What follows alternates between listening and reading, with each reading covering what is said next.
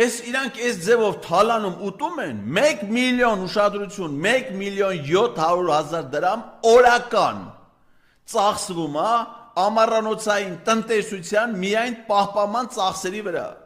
Ընդ որում կառավարության որոշման մեջ փոփոխություն են արել, սննդի ծախսերն էլ են մտցրել դրա մեջ։ Այսինքն, սրանք միայն նորից եմ կրկնում,